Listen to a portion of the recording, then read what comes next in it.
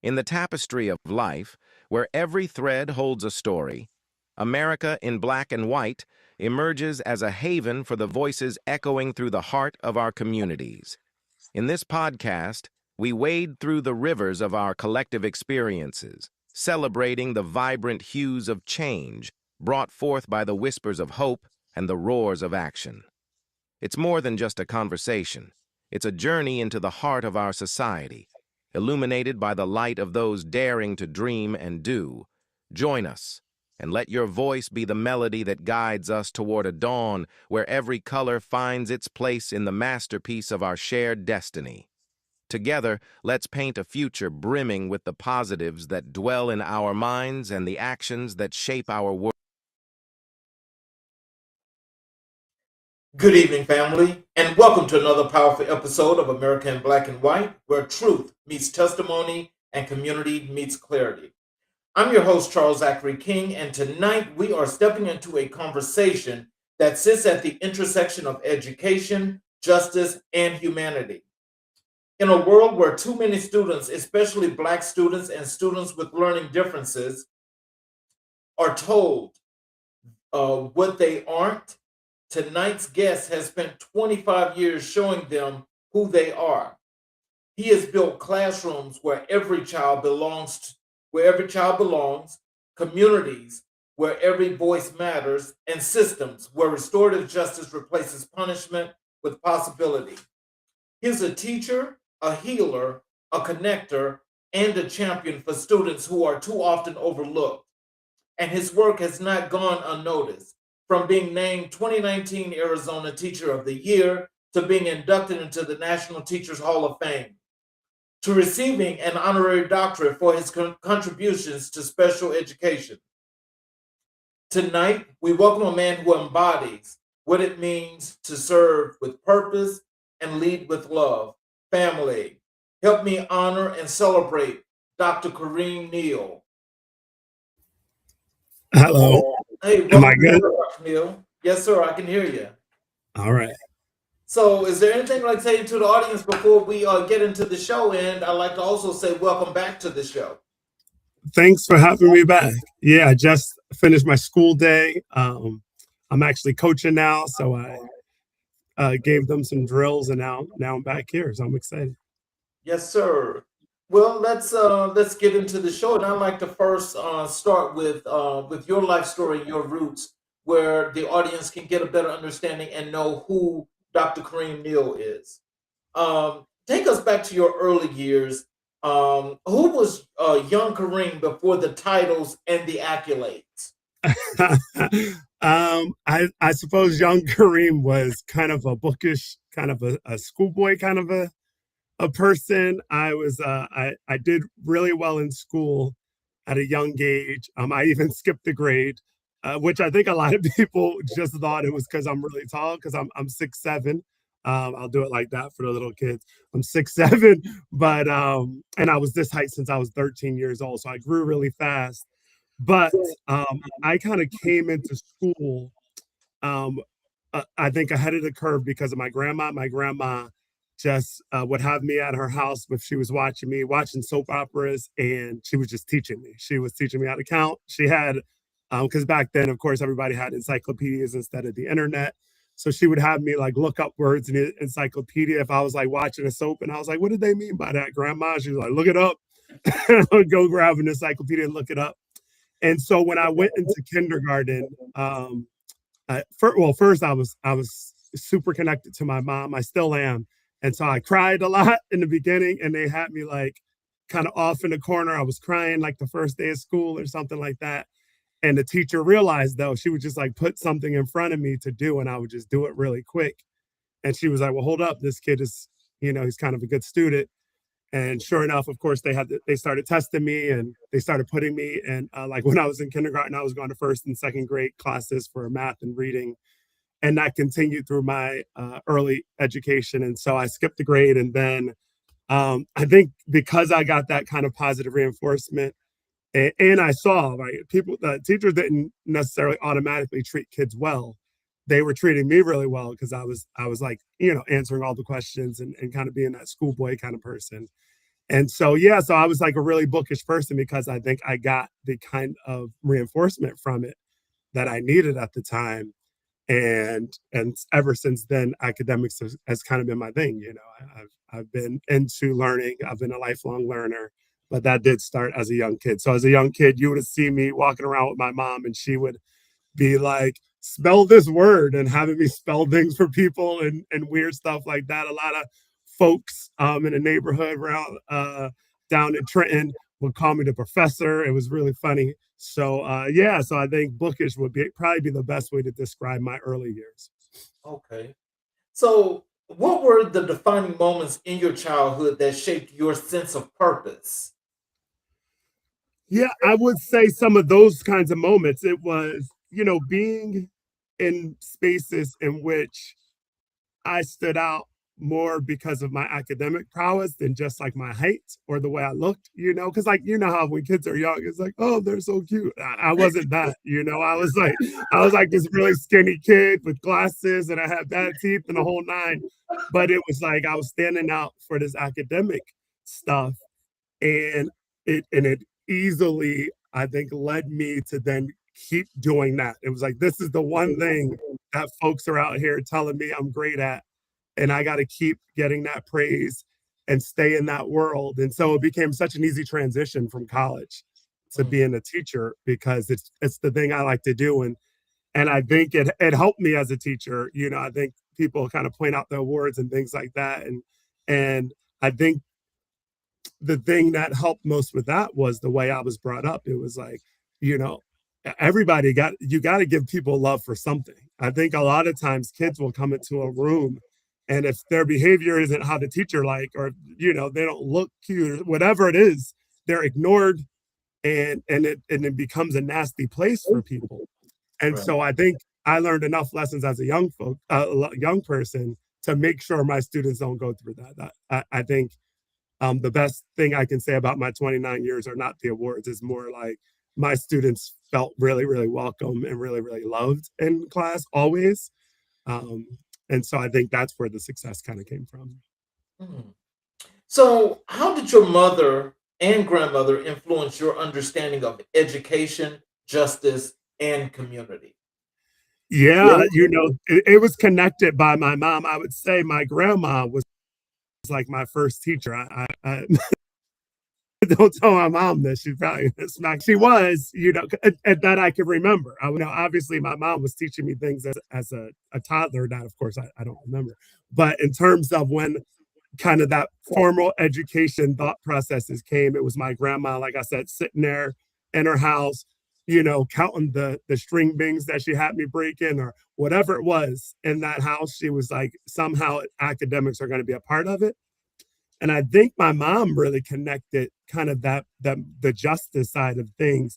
She is a person, even to this day, she stays online letting people know, hey, these people are being oppressed here. And she's in the church, but she's still out there making sure Mhm. no person is left behind. It doesn't matter if it's a gay person, somebody with special needs, a white person or a black person. She always had that sense of justice. And I think the connection of, hey, son, you get your education. No one's going to be able to take that from you. And also, you will be able to change the world for the better because of it. Because I think my mom is the kind of person who would not care about an award, not care about, fame and celebrity. She does care about how people, make this world a better place, how people fight for justice, particularly in the Black community, but really all communities. Oh, wow, that's excellent. Mhm. So then at this point, I guess, for the things that you're doing now in the education system, like what are some of the things that you took from them that you're able to use now and to reinforce in your students? You know, I think the biggest thing, because I think my journey in restorative justice, kind of building stronger communities in school, you talked about the discipline aspect, but I like to talk about the community building aspect. Mhm. That was what that came from my mom having me understand the safety of community, whether it be when I was young, it was my family. My cousin Troy Long, actually, he's an educator and he does a lot of great things. Yes. Um, me and him, it was like, hey, y'all stay in sight of your family at all times out in these streets. Y'all, you don't get a chance to be like these other kids who get to run around and not have anybody look after them. People will be looking after you at all times. We were the kind of kids who, if we were out there doing something on the block and somebody saw us, they was like, hey, we're gonna go talk to your uncle. We're gonna talk to your mom. And so, I think you get older and you realize how safe that community made you in places that aren't always the safest. And so I think when I got into education, I was really looking from the beginning for a way to have folks in a self-contained special education setting be a part of a school community, because they are ignored a lot in a lot of schools. And that is part of kind of what I started doing with the restorative justice. It was more about the community building aspect of it, because I knew like as a college kid, I really got into my activism for Black people. But when I started working as a special education teacher, I was just fired up to try and help that community, because I realized how ignored it was. And then I was like, how do I blend this? How do I make sure I'm not forgetting the Black advocacy side, but also the special ed advocacy side? Is not an easy thing to be like, oh, I'm being turned to different places. But restorative justice kind of connected it all. It was a way to make all people feel like they are a part of something bigger. And those are the lessons that my mom taught that have stuck with me, and that I think people who would say they know me in real life would say I'm good at that thing. That is the thing that I got, but it's from my mom. That is a gift from her to build community where I go. So, what lessons from your upbringing still guide your work today? I suppose there's two. It is, you can be very loving yet very firm. And I think a lot of times when I see young teachers who are like, they're trying to struggle with classroom management, and they're like, okay, I'm a holler at them. I'm gonna be extra tough. And that is nuanced. It is not just about being tough or firm or setting guidelines. It was a way of doing it that is still centered around the love, the respect, the sense of belonging, but also making sure that you set strong boundaries. But that being a young kid and understanding that there are boundaries that have to be followed at all times, but there's a community of people who are rooting for you at the same time. So we are rooting for your success. If you get off course, we will check you, sure, but we will check you in a way that is still rooted in love, right? And so that is the biggest one, because that is not an easy thing for teachers to do. If you can go into some teacher's class and be like, man, that person really has the behavior management on lock, but their kids are quiet and looking down because they're scared to say anything. Or you can go in some teacher's class, really fun, all the love and excitement, and kids are acting wild and doing whatever they want. And so the balance, that I think is the biggest lesson I got as a young person, realizing that you can build communities with firmness and discipline while still showing love and light. So, excuse me. When did you first realize that education was the path you were meant to walk? Okay. So there's a couple instances. So I was younger, I was in college, and I came home and my mom said my brother, he was in the calculus class. We're like big math and science kind of folks. And my brother's by the way, my brother's an engineer right now. So he obviously got a handle on it. But at the time he was struggling. I was a schoolboy. I was like I told you, I was a bookish kind of kid. So she told me to help my brother when I got home from college, help him with calculus, blah, blah, blah. And I sat with him. We went over the stuff, and she got home and I was like, Mom, some people just can't learn. Yeah, I was just so frustrated because he didn't love school. So, and my brother is as bright as it gets. Like, if anybody knows my brother out there, he is a super smart kid, but he didn't love learning. And so it was kind of like, what do I do to improve that? And I think after that, and talking to my mom, she was like, you need to be patient. You need to, and that it did stick. And it was like, you know what? You're right. I could be better than that. I can't just give up on a person because they don't learn like I learned. And that was probably the most important lesson, because then I'm in this world of special education and none of them learn like I learned, you know? Um, but then the next thing was I was at Seton Hall, and some brothers, like, it was, you know, Seton Hall is a primarily white institution. And so a lot of times in those institutions, Black people will just come together and we become a crew, because, you need that sense of belonging, that Blackness in your life, right? The Black Student Union and all of that. And I was an engineering major, sorry, undergrad. And so some folks were like, we're going to start this after school program called UJMA. And, it means collective work in Swahili, is one of the principles of Kwanzaa.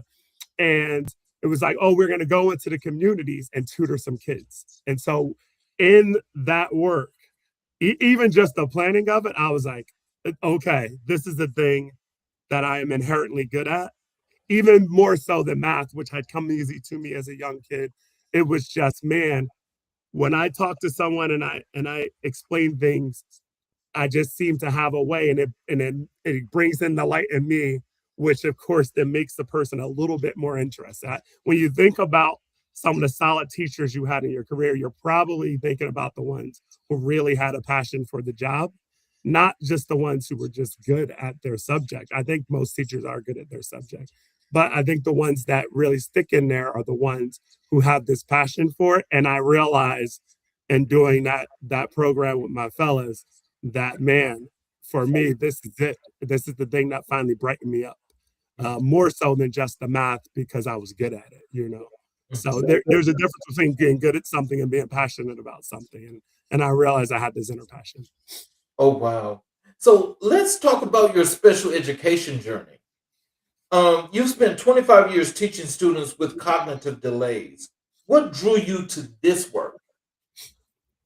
And I think I might have messed that up on my bio, but it's 29 years now. So my whole education, my whole educational journey has been in special education my whole time.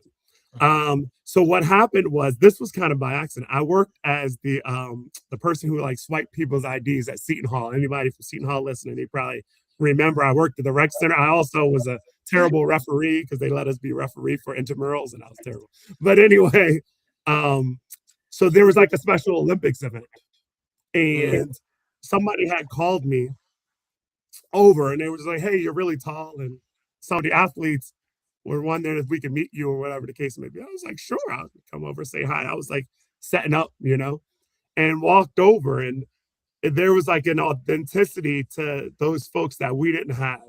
So when you think about your time in college, I think about, even some of the stuff I said earlier, like, oh, we were diving into our Black roots and all that. So that, that is an authentic thing. But the way we were living, it was like we all dressed the same, we all listened to the same music, we all sounded the same, used the same slang.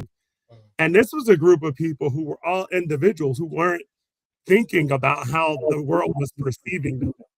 And that was something that I struggled with. And I think I still struggle with. People who know me, they will know. Like, he is a people pleaser. He needs everyone to like him.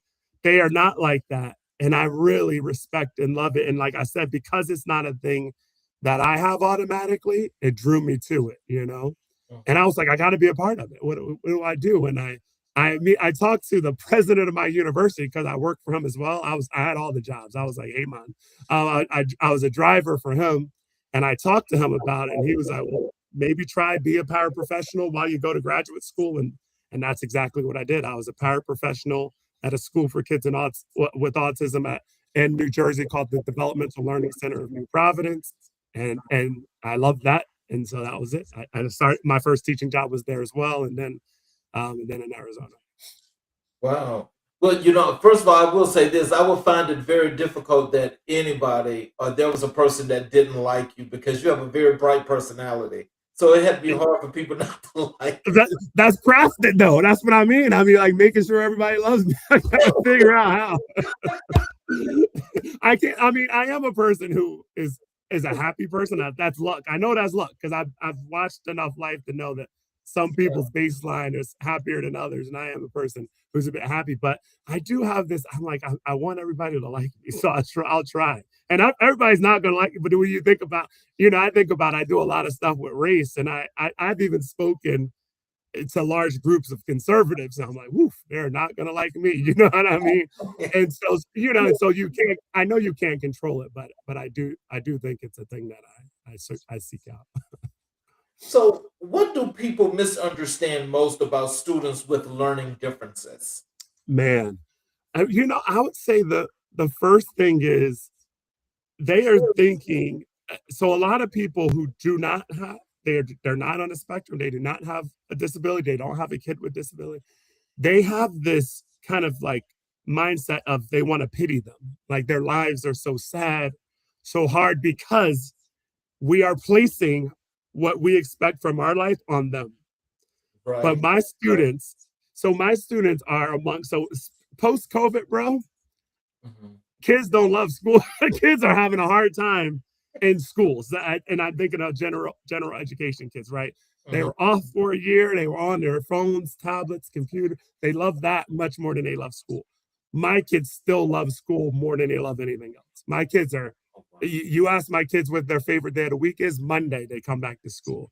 Summer break is too long for them. So I think it is this mindset of I should pity someone because they learn differently than I. If you think of it like that, like they have a learning difference, it is just that they're processing information different than us. That's it. So we have somehow, I think, society pitted on their whole lives, right? Like I even think about when I wasn't surprised when I heard it, but I remember Robert Kennedy was talking about autism. He was talking about it like it was it was like a death sentence. And I'm thinking, I'll tell you what, I work with a lot of folks with autism, and they're out here enjoying themselves, living life, loving life, a lot of them working. So that's another thing. I think a lot of people are thinking they're not contributing to society. My kids are all over the valley. I'm in Maryvale. You could go to any store around here, you'll see some of my students working there or whatever. And Mhm. so I think it's that. It is just people put their own expectations of how life should be onto others, and then they decide that that's not good. And that where it's problematic, right, is when you think about like, oh, a person like Robert Kennedy has power. So all of a sudden, when people are, whether it be rules, guidelines, whatever, I think about when I started teaching, they had kids restrained in chairs where not even with a person, like a mechanical restraint. This is when I started. This is not back in the, people think, oh, back in the early 1900s. No, no, this is 1990s. They had kids in mechanical restraints. And Wow. so, and that's what I'm saying. I think they are putting the way that they want people to live on the world. People do that too often anyway. This is why we have half the issues we have, Republicans, Democrats, black and white, all of that. It is we are deciding that if a person doesn't live like me, they are living wrong, right? So it was like, because my students, right, if they get mad, they show it, right? Mhm. But if they're happy, they show it too. And Mhm. we are so not used to that. We're so used to people giving us a fake version of themselves, right? Or at least a blunted That down represented. version. I won't say fake, so sorry. A blunted version of ourselves that Mhm. when we see the real, we can't handle that. You know what I mean? It is like if my student screams and they're mad, hey, I wonder what they're mad about. Or you could go to a gen ed class and there's a person screaming on the inside and they go and hurt a classmate or they go and hurt themselves, right? I Mhm. would rather have my students out there letting me know something is off. Let's fix it, right? And that is what I think people get wrong. They are deciding for them as opposed to trying to understand what they're communicating and the way that they communicate, because I think they give us the true versions of themselves, right? If they cry every time you're around, fix yourself. You are doing something wrong. So if a kid was crying every day in my class, I'm not going to be like, oh, you got to change their medication. I'm going to be like, I got to change something I'm doing. That's it. Mhm. So, how do you create a classroom environment where every student feels seen and valued? All right. So that is where I think restorative justice principles come in. So community building activities, usually community building circles. A lot of special ed classes have it. I'm one of those classes where you are doing activities early on in a year that is allowing everybody to give the room, their personality. Let everybody know what they're about, Mm-hmm. right? So you can't build a community by just saying I'm gonna make a warm and friendly place. That Right. isn't always enough, right? Right. What does get it done though is when everyone feels they are understood, everyone feels they are respected, then they can freely give it. And so it is about truly getting to know people. Not that, I think a lot of times we do a quick get to know you activity. I know I know we've gone to conferences, quick get to know you activity. We got to get into it after that. I Right. don't feel that way. I feel like you could do community building all the time to make sure you really understand each other, Mm-hmm. because that's happening when you ask people, you know, when you're dealing with your family and they say something crazy, do something crazy, did something crazy out in the community, how do you handle that? You work it out, you talk through it. That is because you built a true relationship in which you know each other. Mm-hmm. You don't automatically give that grace to individuals that you don't know well enough. And Mm-hmm. so that is part of the process of getting to know individuals, not just doing an overall activity where basically the people who like to talk, you're going to hear from, they're going to talk, and that's going to be it. It is everyone gets a way to communicate the way they know how, the way they want to, so that they can all feel understood. And then when you have issues, you take the time to work that issue out, And so you can't do it if you don't have an environment. I always say, when you think about people who are like your favorites, right? Everybody has favorites deep down. They won't talk about it, but they do. How do you get there? You get there by really getting to know somebody, or by your personalities matching. We don't know that when we come into a classroom. We got to make that happen. Mm-hmm. So, can you tell us this? Because you mentioned a term that's really, really important. You said it more than one time, and that's community. Can you tell us how is it that you can actually take the special education part of your job and relate it to community and make it so important? What does community play in Yeah. So I think the way I try and explain it is kind of like I was just saying, like in a community, you give you give grace that you don't give to non-community members, right? That's what the world is experiencing right now, right? So folks in rural communities ain't trying to hear from city folks. City that? folks ain't trying to hear from folks in rural communities. That's That's true. it. And it is like it's quick. They don't want to have any time for that. Right. And so the way I think that's necessary for a lot of special ed teachers. I think special ed teachers who are listening, they know they are building much more community than folks, because we feel like we have to. I think all schools, all places need it, but we can start at schools because we have them. We know where they're going to be every day. We have them at schools. We can start building super strong school communities. Like when you think about, I tell people, think about your classroom like you think about like a sporting event. You go to a sporting event, school that has a good basketball program. They're out there at the games. Everybody's painted. They're doing the chants. A referee makes a bad call. They're living and dying with it. I'm Mhm. like, I want people to feel that way walking into a classroom. Like, so when I was my teacher of the year, I missed a lot of school because you go around the country speaking and things like that. I had kids who were crying in the hall. They were mad. They were like, I want them back. And I was like, I want a community that's that strong, where you feel like you don't even want anyone to miss a day, because one, that makes them not want to miss a day. I never miss a day at work unless it is, I had no choice. I had to go speak somewhere. My family needed me. My kids are the same. It is, oh no, they love this place because we really got a chance to know each other, right? So it's those similar concepts of, if you can have it on a football field and a basketball field, you can have it in a classroom as well. You just got to figure out ways to make sure that you are doing, you are taking individual needs and putting them in the forefront. Mhm. What has teaching this population taught you about humanity?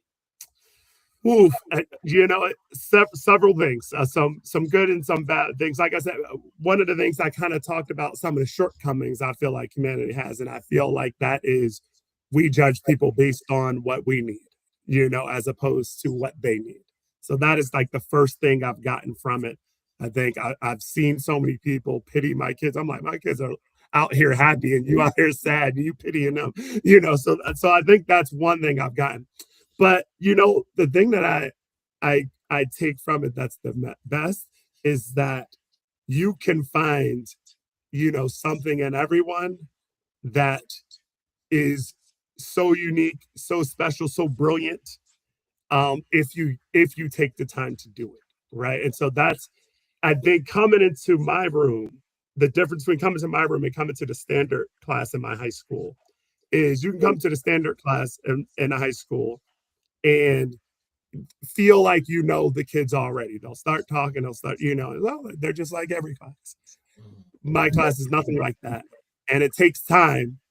And what it showed me though is when you take that time, you just bring out all the beauty that a person is. You know, we've lost time with each other. I think that is one of the big problems with our society today. We're online, we're traveling more, we're on the move, we're doing so many trillions that we're working more, right? We're doing all of that stuff, and we're not taking time for the people. And if we take time for the people, we would love people more.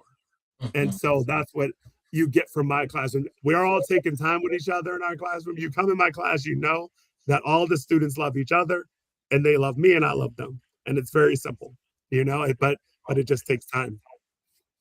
So, how long did it take you to develop all of this? Because that in itself, as great and as powerful as that is, because this is powerful. How long did it take you to develop all of this to actually put this into this nice little ball that you're giving out? You're right about that. So I would say it took a while. Like most young teachers, I was pretty bad at it for a little while there. It's just such a hard job at first, you know. It is a tough thing to emulating in college. For me, it was just grad school. Like I said, my undergrad wasn't in teaching. It's such a hard thing to emulate. So it took me so long before I really felt like a confident and comfortable teacher. Um, and then I would say it happened only after I got to Maryville. This is the school I teach at right now. So probably 10 years. but now when you talk about my individual classroom environment, I can say you give me a class of new kids, and I would say before, you know, the first term is up, which is like 9 weeks for us, and we're going to be there. But now I understand how to do it, you know. So it took me years. It took me years to kind of tighten up my teaching, tighten up my advocacy work. I was like a lot of young people, I was kind of a hardcore, you know, everybody who doesn't think like me, they're, I was about to say customer side, they ain't, you know, they ain't about that. Like, I don't want to deal with. I was one of those people before. I was you know, these, you know, kids are so bad. When I was looking at regular ed kids, when I first started teaching, I was like, oh, these kids are terrible. The way they talk to adults, and had all that old, you know, a lot of old people, we start thinking like that. They don't have respect for people anymore. And their music is crappy too, you know, whatever it is. But so that took some time before I really started saying, how do I blend it all? Like you said, how do I put it in the ball? So I really think it took me about 10, 12 years. I got on Maryville's campus. There was a big club called Panther Town that I now I'm one of the, I run the club, me and another woman, Moon Johnson. And it's kind of a social justice club. And I jumped into that when I first got here. And that's when I decided, oh man, I have completely judged and kind of, you know, eliminated from my life like the folks with general education, right? And on my school, on my campus. And therefore I kept my students from the general education population. And that needs to change. And so that's when it took place. It was about, man, it was about 14 years ago, but like it's under 15, maybe 15, 16 years ago. Yeah. I was probably 12, 13 years into my teaching career. It took a while. Wow. So, can you share a moment from your classroom that changed you forever? Um, well, yes, sadly, it was a sad one. So I had a student who died, which you so and I've had two. I think in my, you know, with folks with special needs, a lot of times they're in a lot of medication. They have some extra health concerns, and so this student that was the case, and it happened out of nowhere. She was the brightest. Her name is Alyssa, the brightest and friendliest and fun student, and just out of nowhere, it was just like had a seizure, and the seizures didn't stop. They just kept going and kept going and kept going. Oh, And so, for me, one, I think it was when, because I sat there, I cried it out. I, I thought about leaving. So I was like, okay, uh, maybe this career, I can't do this. Maybe I need another career. And then as I was evaluating all that, it was the love and the passion still, it overcame that grief at the time. And then I was like, I I gotta I gotta make sure that all moments in my classroom are very positive, filled with love moments. And I think I then became a bit more loving of a teacher, because that is not the funny thing. A lot of people who know me will be like, "Oh, the greatest. He's very kind, very friendly." But when it comes to giving his heart, that is not his jam. That is not my jam. I keep that protected. I think my brother and my sister, they run around calling me soft so long. I think I hardened a little, and so, I'm joking, but seriously, that was never my strong suit. And I think after that, it was that last piece that I needed, which was let them see your heart as well. Go ahead and give them that love, and don't protect yourself, because you protected yourself and it still didn't work. Right? We protect ourselves and still Yeah. tragedy happens. Yeah. And it happened. And so I came back and I was like, all right, I'm gonna do it fully now. So that shout out to Lisa. So how do you advocate for students who often cannot advocate for themselves? Mm. That's difficult, because I do not like speaking for people, taking their voice. I feel like, everybody can advocate in a way for themselves.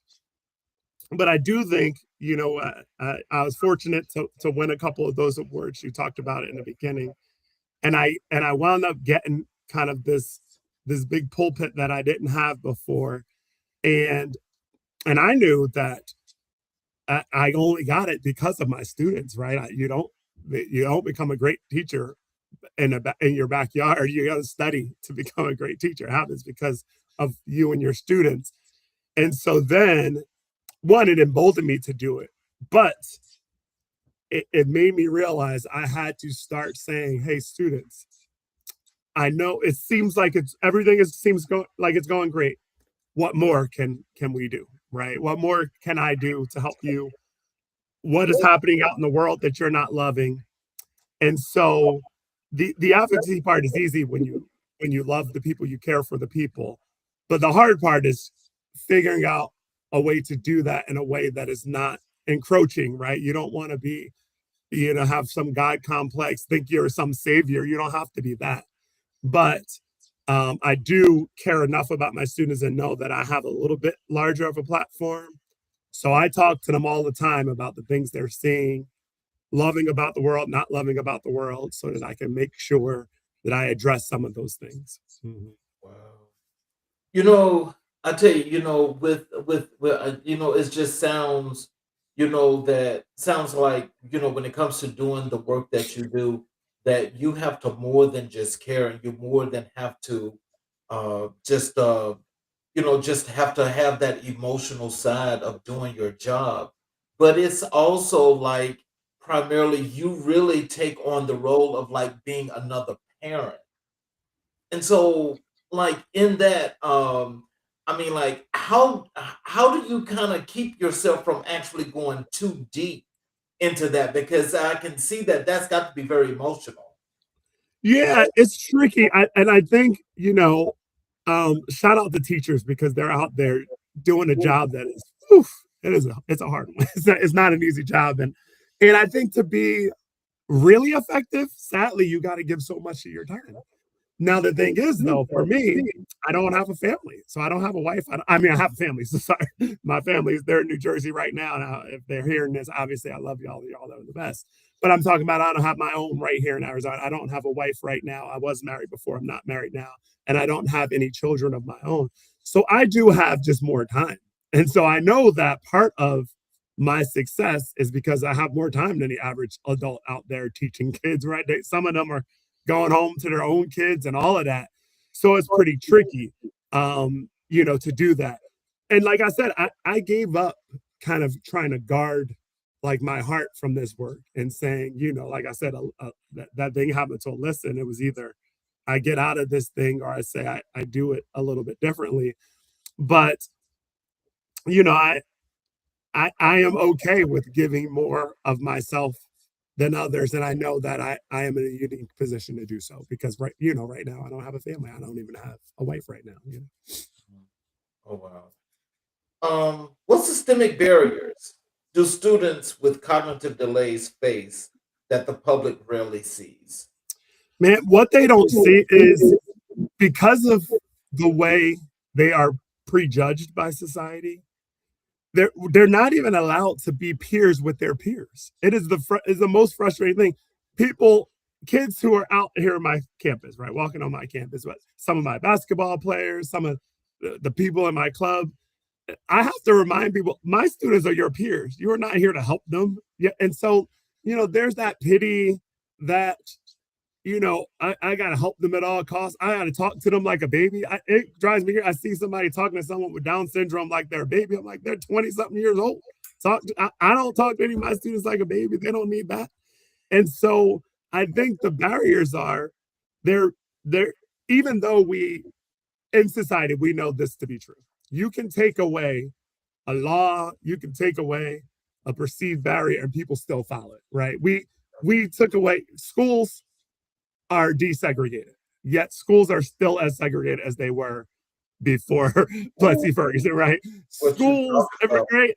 The world is saying, oh, you if you work hard and we know that a lot of those things aren't true because that's not how life works.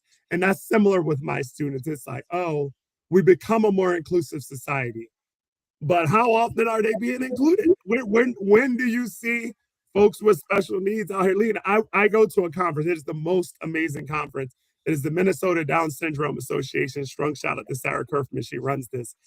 And I went there as a keynote speaker, obviously for special education.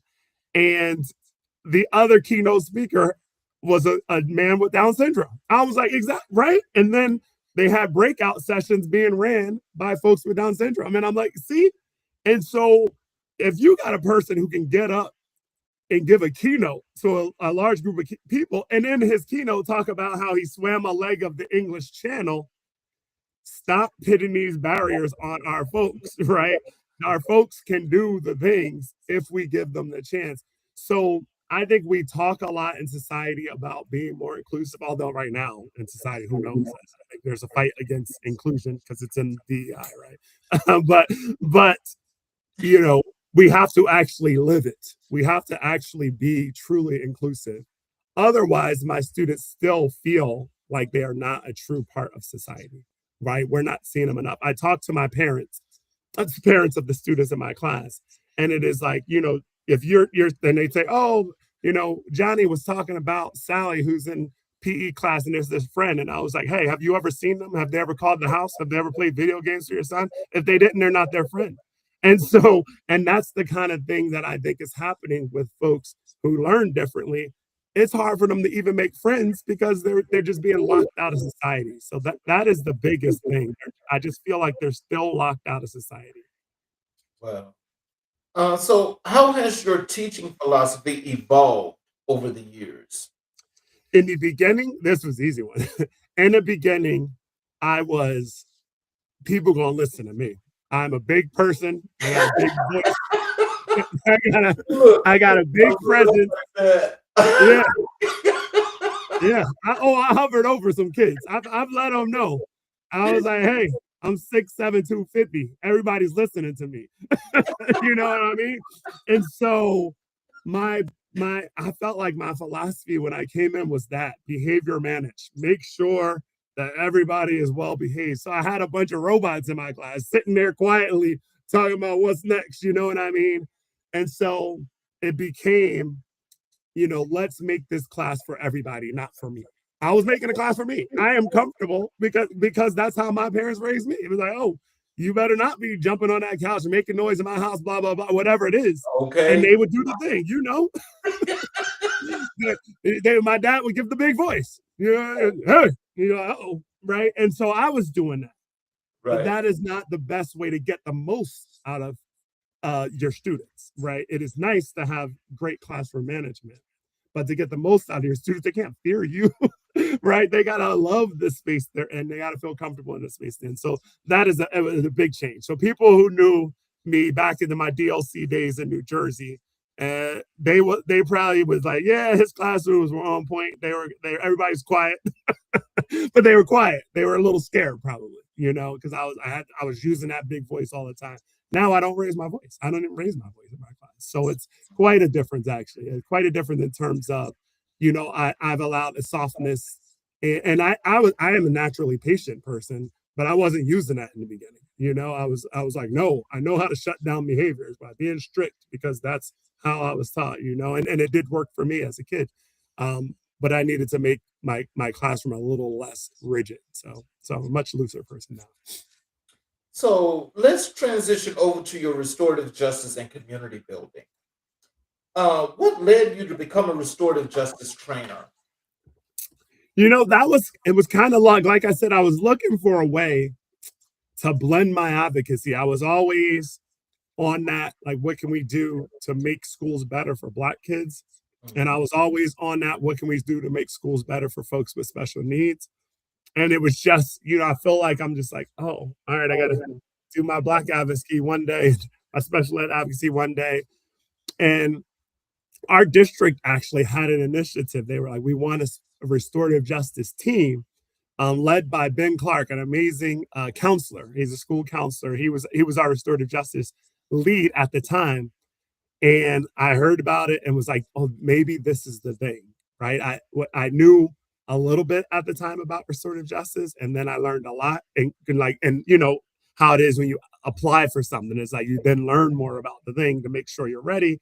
And I was like, oh, this is the thing. I got to have it now. And so then I was really excited about it. So it kind of happened by just the job posting, but it was what I needed. I was like racking my brains on how to blend all the advocacy I had in my head, all the injustice that I wanted to change. And that was the way to do it. So I jumped on the team, and then from there, just kind of took off. And the team did disband, like a lot of things in school districts. A new leadership team comes in and it's gone, and which is frustrating for folks out there in schools. I know they're frustrated, and that was frustrating for me. But fortunately, I was able to kind of take it nationally, and I do it around the country and stuff like that. But that was kind of how it happened. I was looking for a way to kind of blend advocacy, just trying to not just be intersectional, not just be about one thing at one time. But it's so hard. You don't have much, but so much time in a day. And so so I dove in.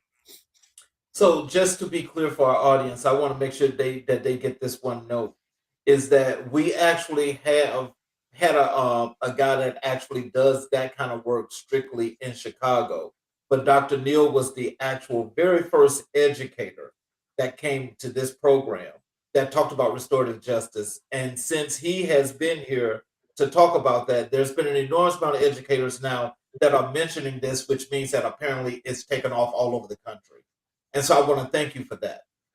Trying to get it out there. I think it's important because, I think just looking at the discipline is enough. It should be enough, and particularly if you are Black or brown, it's enough. You are like, hey, our kids are still not being disciplined the way their white peers are being disciplined. So it's already enough.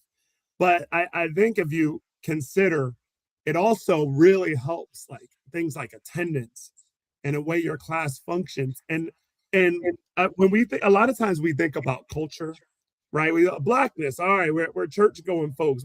Discipline is a strong, things like that, right? Hip hop, whatever it is, there is kind of a big C culture, a little C culture. Zaretta Hammond talks about this, if y'all know of her. And that is the thing that happens in your rooms. So I come to Maryville from New Jersey, and I was like, oh, I know what Black folks are all about. Black folks in Arizona are not like Black folks in New Jersey.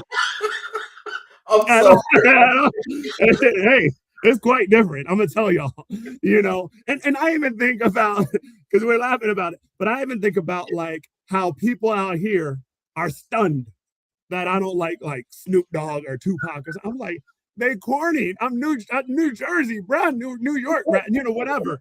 And it sounds silly. It sounds small.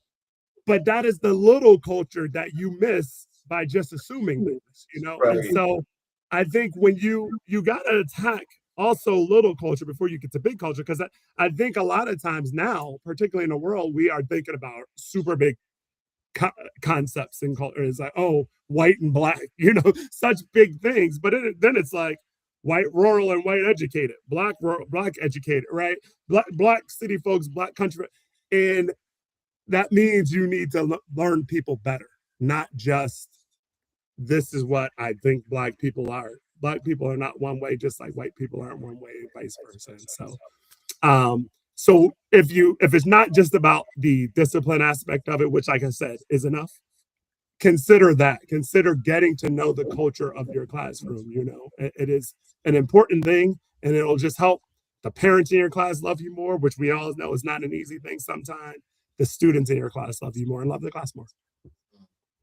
So, how do you define restorative justice in the context of education? I would describe it as building stronger school communities. And that's what I want to stress, because people think restorative justice is just a discipline tool. It is not a discipline tool like that. It didn't start as a discipline tool. It started in police stations to try and bring communities together. It is about that, having people understand each other, right? And so for me, I would say, imagine, and outside of a classroom, imagine, like I said, out in the streets right now, right? Imagine if instead of officers running up on people and yelling, they got to know them, right? So when I was young, we had Officer Friendly. He would come to our school, he would be friendly, I guess, and it was supposed to make us think that police officers are better.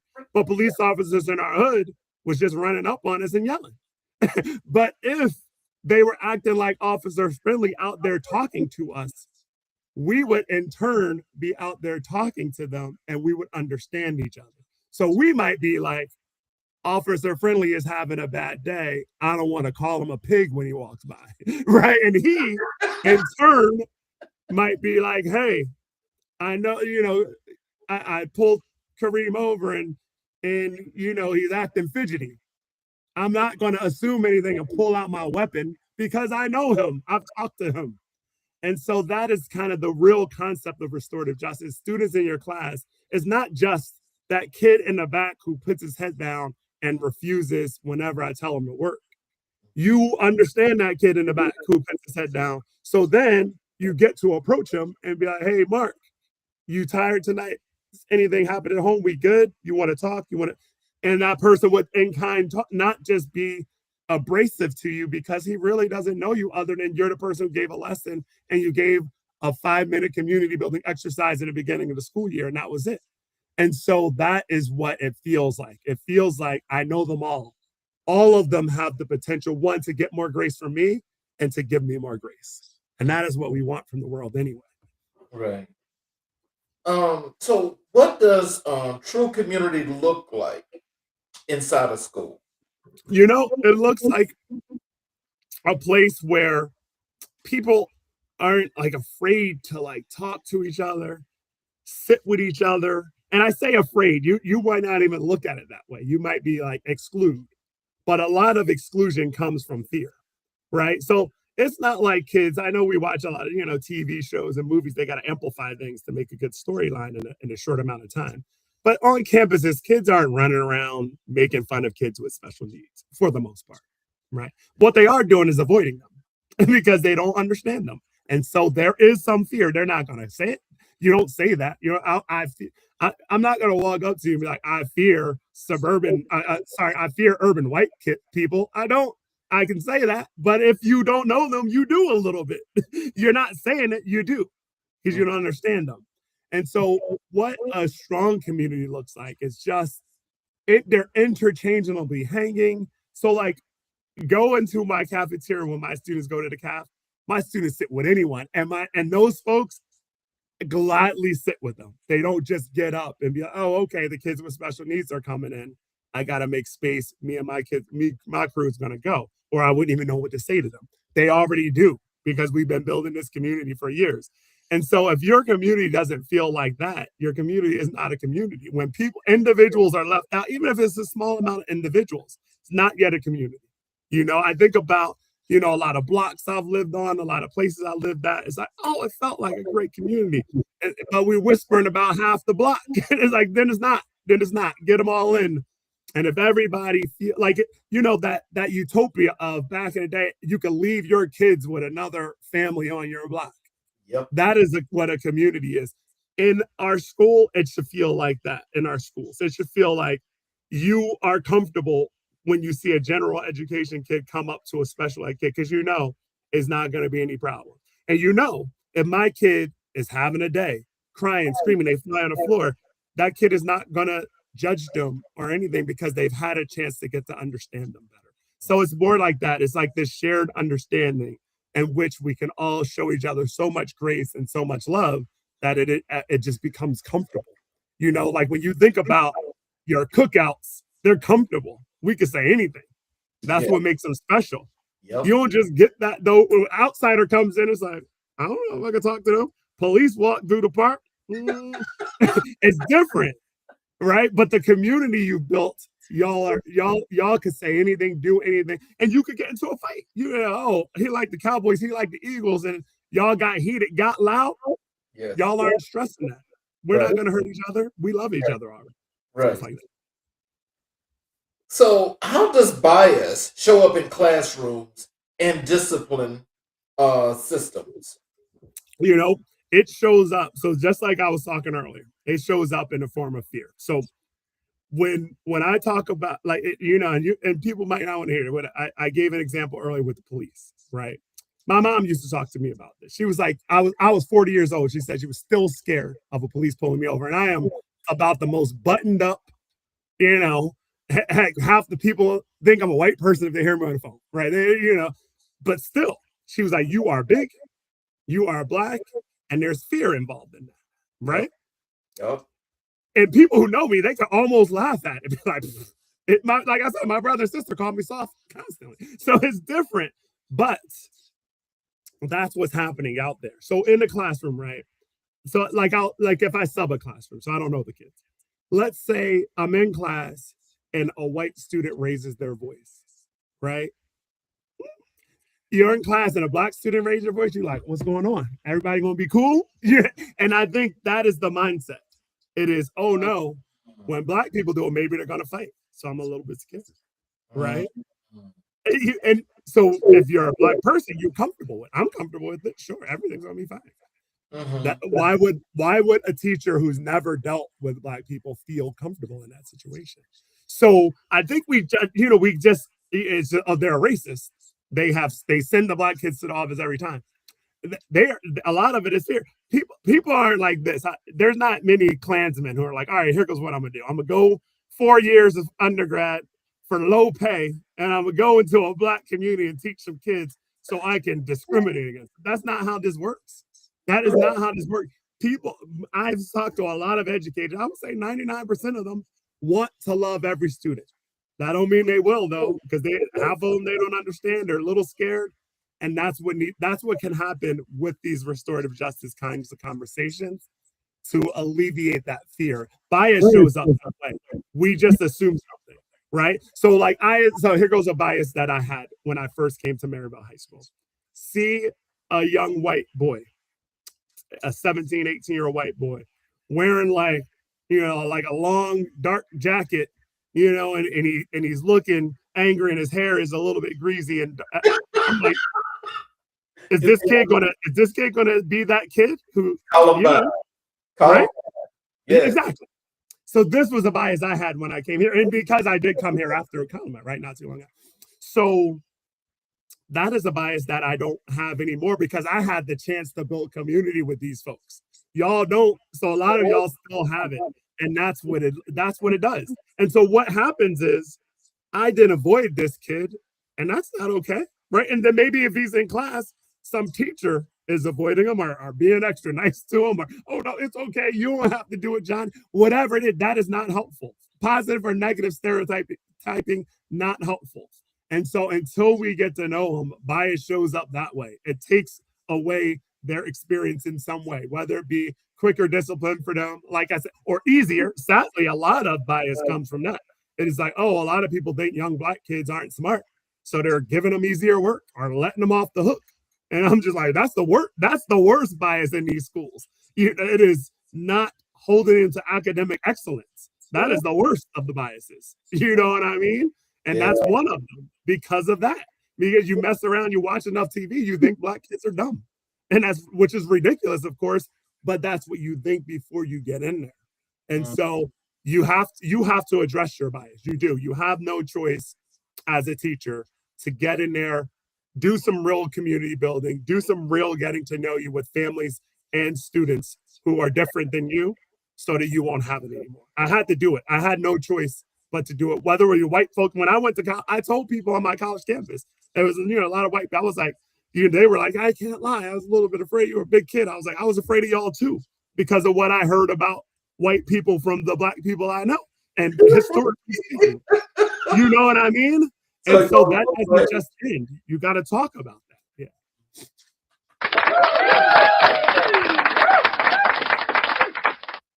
That right there in itself. Oh, wow. Well, I hope we're going to have to get that on a short discussion. No, because that was truly something that I think, as people can actually see a whole lot more of that, it will help a lot of those in your profession to get this thing right here right. Because there's still a lot of people that still don't have an open mind and don't have the ability to at least think outside the box and to at least give the opportunity of listening,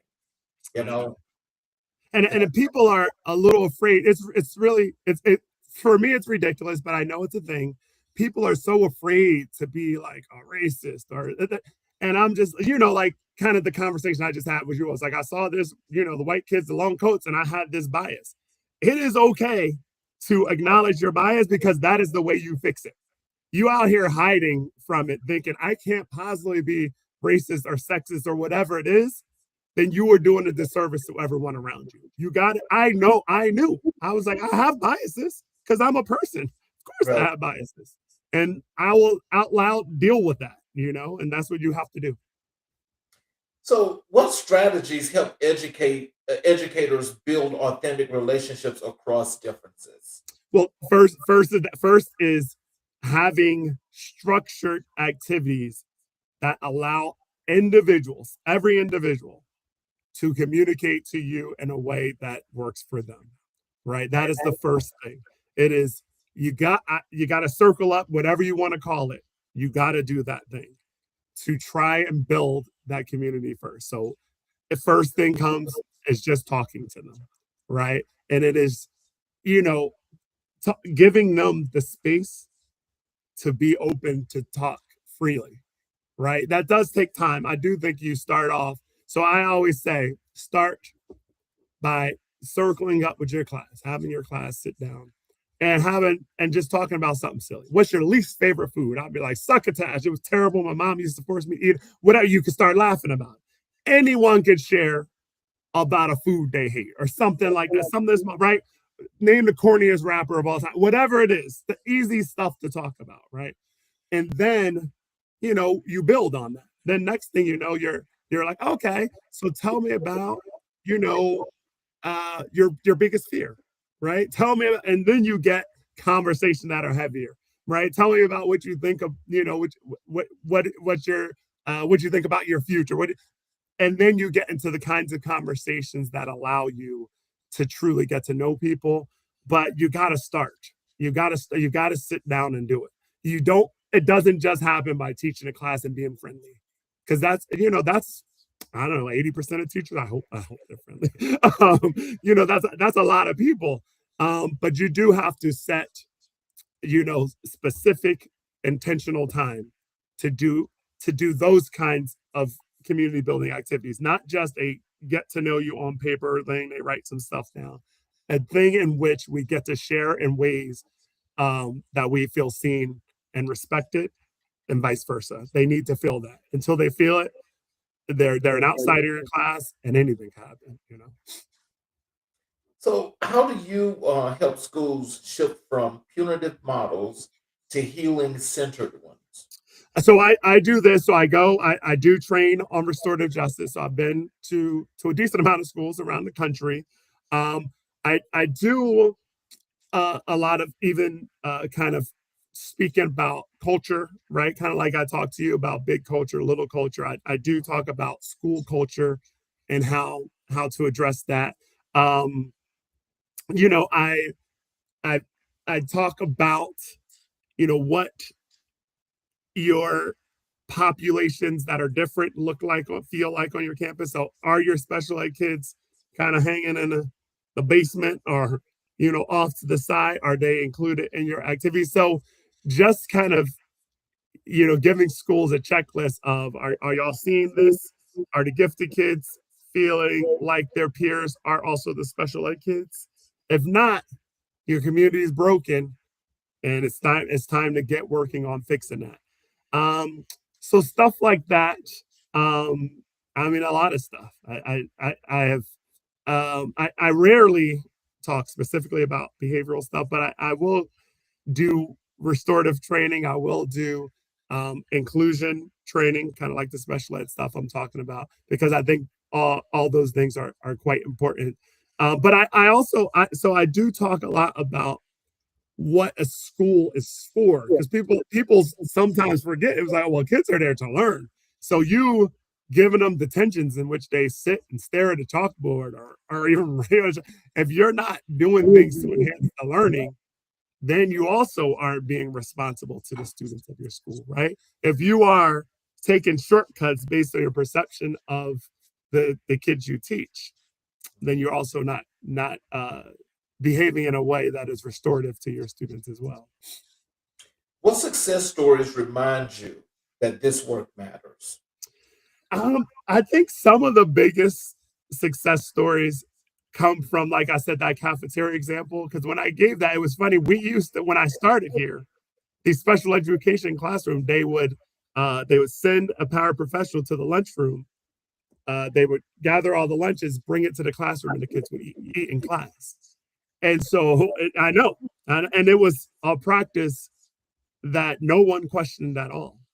And now, like I said, so today, I would say every day at school, at least 50% of the students in the special ed program is sitting with some kid who I don't even know, because they're like, they're gen ed somewhere. Like I said, a gifted kid hangs with my kids a lot. And we don't even have to worry about it. I'm not like, oh, I better pay attention. They might be making fun of. And so it is a different kind of success story, because I think sometimes people think success stories like, oh, I had a student who came in school, she didn't know a word of English, and then she graduated with honors or whatever, those kinds of success stories. But I love the real life success stories where a student feels like they're a part of things, because that is how you get the best of them. So my students now love my school, and so it's not just they love our classroom, they love our school. And when you love a school, then you will work to make that school better. And that just benefits the kids, not just here right now. The kids who are going to come in next year are benefiting from how our students work together right now. So for me, that's the biggest success story, is that our campus feels inclusive. It does. It's wild. And that is not a thing that all campuses have. As a matter of fact, most schools I go to, I ask that question quite early on. Are your self-contained special ed kids hanging out with any gen ed kids? And most of the time it's like, well, there's not many opportunities, blah, blah, blah, blah. And so that I want happening on other campuses. And I think, even your last question, I also will talk about my social justice club. And I have oodles and oodles and oodles of the activities I do there that I just give to people. I'm just like, oh, you can take all my intellectual property if it means that you're going to help your school be an inclusive place, Oh, wow. Anyway, right now, if your listener is like, hey, we want to start a club like that, I have 80 documents for you that, boom, you can just plug in and get going. Because I'm like, it has to happen. I don't care if I was the one who did it, who created it. I just want the schools to be like that, because I think a lot of our folks in special education programs are feeling that way on campuses. But it's not just that. It's, if you think of a campus that's mostly Black, how do the white kids feel on that campus? Think of a campus that's mostly white, how do the Black kids feel on that campus? And I think we have to intentionally be thinking about that kind of stuff, because it doesn't fix itself. When you look at the world, Lord knows, right? You look at whether it be our leaders, right, or just TV or whatever it is, you don't see a place that's inclusive. So you have to build it. And so that's why I said I'll give you what you need to build it. Let's transition over to Black communities and education belonging, because this is perfect from coming out of restorative justice. Um, you've spoken about Black students not always feeling like school spaces were built for them. Why is that?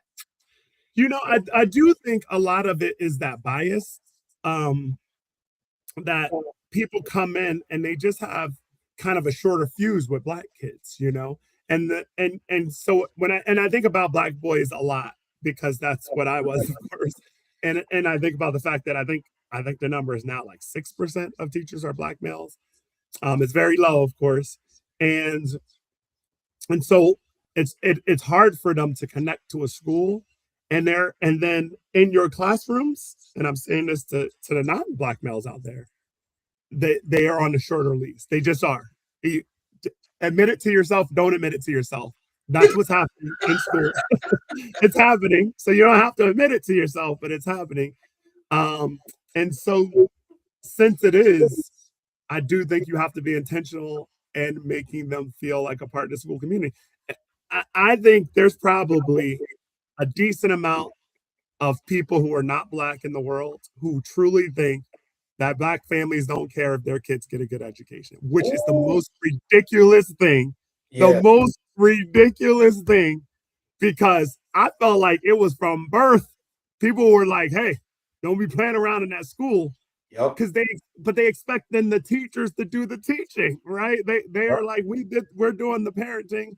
You get out there and do the teaching. So you got to keep that in mind, because the bias is there, right? And so one of the things I do in my restorative justice classes, there's like 4 sessions. It's like an introduction to restorative justice, community building circles, implicit bias, and restorative conversations. And in the implicit bias section, we do the Harvard implicit test, and it's a test where you see an image and you see a word, right? So let's say the word is smart, and there's like a Black person there, and it's how fast does it take for you to touch this picture of the Black person with the word smart in your head?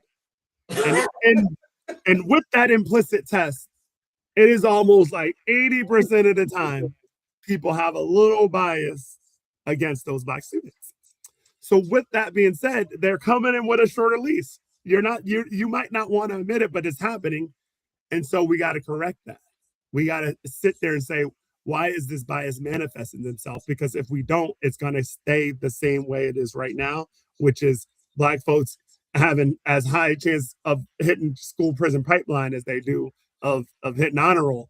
And so it's really frustrating that we have data points to show this and we don't correct it. It's the wildest thing. I mean, it is, and this is infuriating in life. I bet half of y'all are out there like, hey, there's data saying that people need health care and we're not giving it. So I know we don't get it right a lot of the times, but if you're listening and you're a classroom teacher, that's in your purview.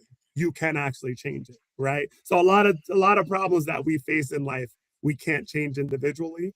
Those you can. So the bias that affects Black students in classrooms, and it's Black girls as well, they're getting dress coded more, right, for similar offenses. And so you got to know that if it derails their education, it largely derails their life. It just does. It is very hard for the average person to make it in this world without a solid educational foundation. It just really is. There's some kids who can break through it, and maybe some rich folk, I don't know, but it's very hard to do. And so we can't be a part of that problem. How can schools create environments where Black students feel ownership and belonging? And that is when you got to do restorative conversations. You got to do community building. You got to do both those things. Because when you think about, like, I think about, so Troy, I know, like my cousin Troy is a teacher, and one of my best friends, Crichton, is a teacher. I know that they do great things with Black males, right? Yes. Yes. Yes. They do. They do great things with black males, as do I. Yes. Right. And it is natural. It is easier for us. I'm going to say that right off the bat. I see a black kid. It's like an unspoken thing, right? We understand this. You got to find a way to get there, though. You got to actually work to do it, because it's gonna enrich your community. It's wild to me that I go to schools in which, most of the teachers aren't treating their black kids well, but then they're out here loving me. Like, I was a black student. What? You know what I mean? It is really wild. Good ones. You know what I'm saying? Right? And that's what's wild to me. That's what's wild to me. I saw that in classes when I was a kid. I wasn't able to put these words together like me and you are right now. I didn't have the language at the time, but I did know that my friends weren't being treated well like I was. Right. And it's like you said, they caught me. It was like, oh, he's a good one. Let's bring him in. It's like, yeah, because you ain't have to do anything. Right. You do some work with those folks, and they will be just the same. Right. You know what I mean? There's people out there we've already missed on generations of kids. Let's not miss on the next generation. As you say that, I mean, it's like you could not have said that or framed that any better. Just being honest. That's my perspective. And when I think about it, and I know how, you got folk from various backgrounds that like to frown upon Black communities, dismantle them, destroy them, have all of the negative things to say, and try to make sure that they keep people in our communities that way. And so with that being said, and when you look at education today, because it's very, very important, and we have to have education. Now, as you look at how the system itself is being broken, because these folk today, from the political perspective, are trying to destroy education, and they're trying to destroy it because despite everything that's happened prior to that, the education system has no choice but to acknowledge the success of Black men and women, regardless of the case. Because there's more and more higher education in our communities than you can imagine. Now, with that, particularly women. Yes, exactly. So with that being said, and how we're talking about belonging, and we're talking about education in general, we know that these people have a bias, especially if they're not Black. So with that being said, what is it that's keeping us from, this is a two-pronged question. Should we not be working on actually creating our own system that can operate within their system, which would, of course, just run roughshod over it, because, I mean, the real truth would happen?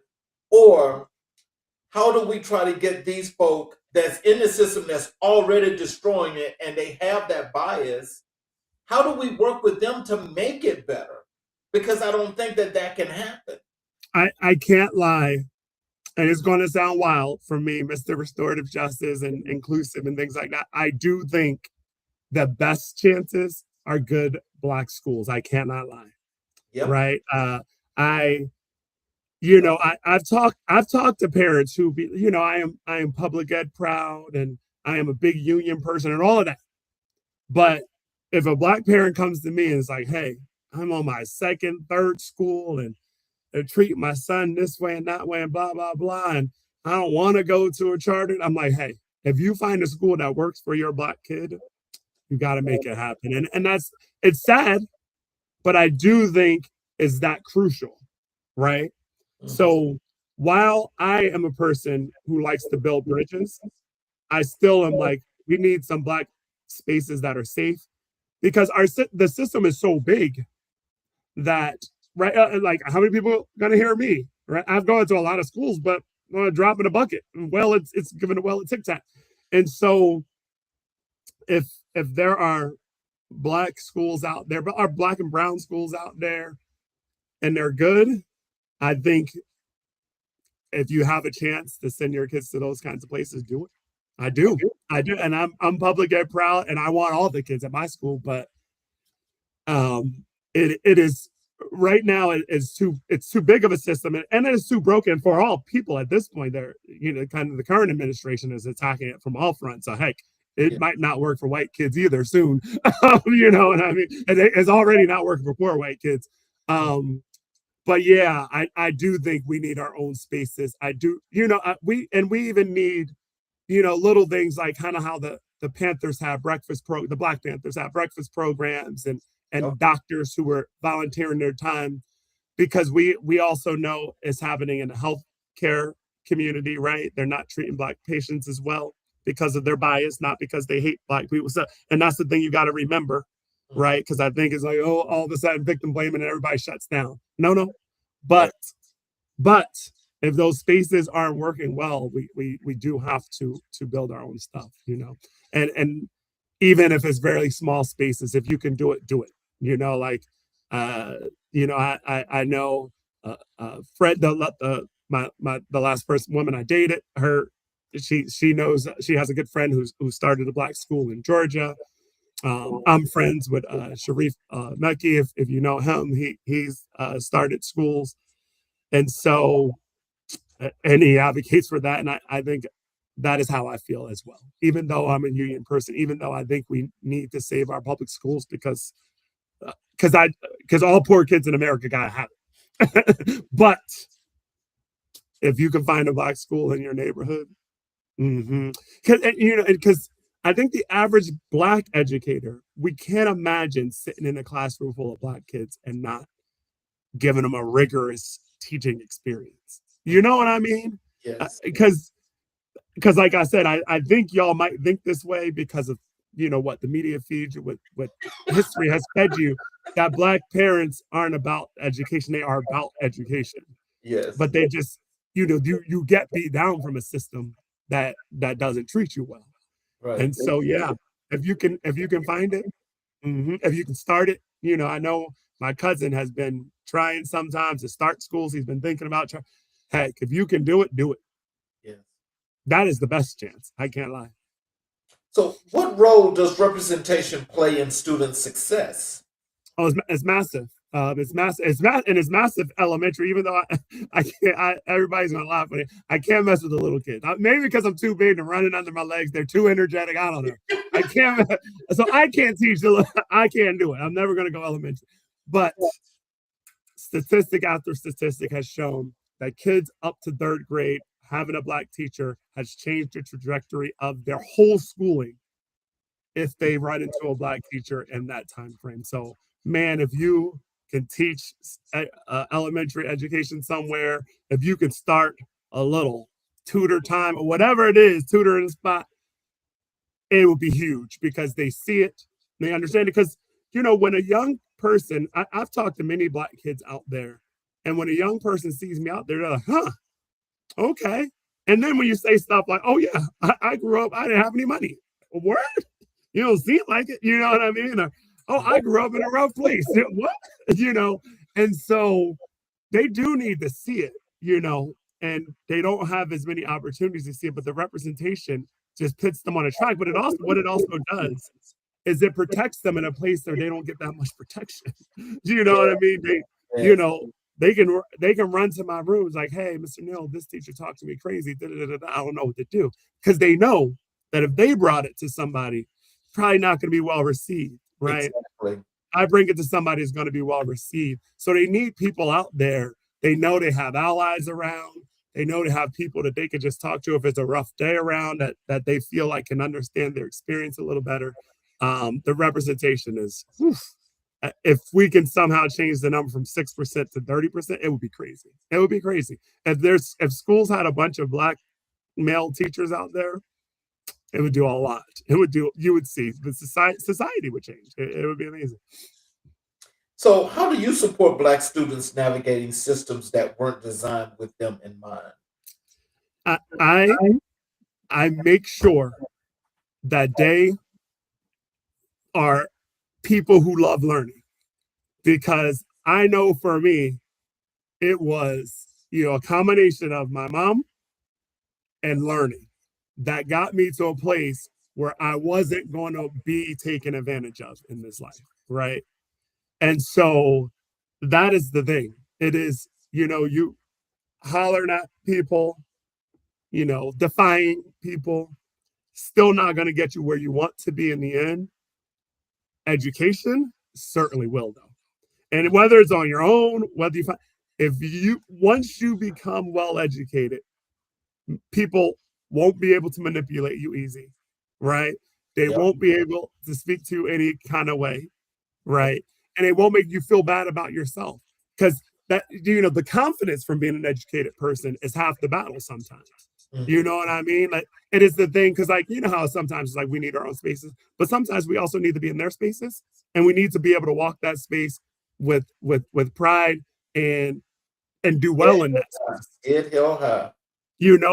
And so that comes from, if you are well educated, you feel like, hey, I'm gonna be all right in this space. Yeah, I think about, so I'm a person who's been fortunate enough to travel a lot of different countries and things like that, and I'm like, hey, I'm smart enough to figure certain things out and be all right, because whether it be your safety, your financial security, all that still will come from how smart you are and how well educated you are, because that is the thing that can help you say, hey, you know what, the world's not working for me, I'm gonna start my own stuff, right? That's hard to do if you're not well educated. So when I sit with a young Black kid, I'm like, hey, we are going to find a way to get you going on a path of learning something that you want to learn. We're not going to let the world take that from you, right? As the world does tend to take a lot of things from young Black folks, particularly those who don't have a lot of money. It's like, okay, we're going to make sure that you have the educational tools needed, that people can't take everything from you. They can't take that from you. My mom told me that when I was young. My grandma told me that they can't take your education from you, and they cannot. They can take your job from you. A lot of different things, but they can't take that from you. So let's transition over to your leadership awards and national impact. What did it what did being named the 2019 Arizona Teacher of the Year mean to you? Man, it was huge. It was huge in that, a lot of times you think that you're like, man, I wish somebody was paying attention, because I feel like I have a lot of good things to say, even no one was paying attention. So I mean, that was like such a gift that I wish more teachers had, particularly more Black and brown teachers, because people listening to you, it's a huge thing. Yeah, I think about, there's a person, matter of fact, there was a person who sent me an email 2 weeks ago who I didn't necessarily remember, but I spoke to her at a conference. She applied the tools to her classroom, and she said all of a sudden she's connecting better with her people. And those things just don't happen if I don't win State Teacher of the Year. So it's like everything. I'm not a tattoo person. Like my brother says, he's unsullied. He has none. I have one tattoo, and it says AZ Toy 2018. And the only reason I got it is because of that. I feel like it was the thing that allowed me to really help folks out there with special needs, young Black and brown kids in schools. And it was invaluable. I wish more teachers had voices, because teachers have so much to say, and we know so much about environment because we're watching kids, right? We're watching the pillars of it. And so it was invaluable for my advocacy, and just my reach. And, just my students sadly, they needed a bigger voice. They needed people to speak for them in a lot of ways, because they were forgotten in a lot of ways. And so now that is not the case. So how did it feel to be inducted into the National Teachers Hall of Fame? So that was big, because there's no, I'm the only one in Arizona right now, so that is kind of wild to be the only person in the state, So it was overwhelming, and I think with awards, in one respect, you're like, well, that's not the most important thing, but it is a big deal. It's a big deal that the first teacher in the National Teachers Hall of Fame in Arizona is a Black man. That's wild. That's wild when we're 6% of teaching. And so none of those things I take for granted. I feel like I I I I represent the field well. Um, and it is just, it's just another way. It was another reach for me. It was the thing that got me. I was in DC talking to senators, after I got National Teacher Hall of Fame, because they do such a great job of the induction. There's a trip to DC. It's amazing. You're underground, you ride the train in the Senate and all of the things. And so, it stretches your advocacy a bit further. I would think that it would be a waste if a teacher was this award-winning teacher and they didn't have anything to say about the condition of young kids in our country. And so I have that. I mean, I was able to speak about policies of the president that I didn't like, and people listened to it. You know what I mean? I was able to go to a rural school in Southern Illinois and talk to a police officer and have that police officer say, man, I want my officers to come talk to you about their bias. That could be a life, right? That could be a police officer who now sees Black people differently. And that could be a life, And so I don't take it lightly. I think it's important, and I think I got to continue to try and uplift the profession and my kids. So what responsibilities come with national recognition like that? Yeah, that's the responsibility. I can't imagine. So I could retire in 3 years with a full pension. I mean, I guess I could retire anytime, but I mean, with a full pension. And so, I think a lot of times it's like, woof, I have been in 29 years, man. I could go ahead and coast to the finish line. I'm not saying I'm retiring in 3 years, if anybody. Right. My family's probably like, nice, we're gonna get him back in New Jersey. Once he retires, come on home. But it keeps me like sharp. And I even think about little things where it's like, I can't be coming late every day. If the teacher's on my campus, oh, Mr. Teacher of the Year, you're strolling in at 8:45. But whatever it is, and that's a joke. But the other stuff is not. Like I know I have to keep sharp and advocating for kids here in Arizona, particularly folks with special needs, particularly Black kids, because those are the people who lifted me up, who kind of encouraged me, not verbally, but by being themselves, to be a better teacher and a better advocate.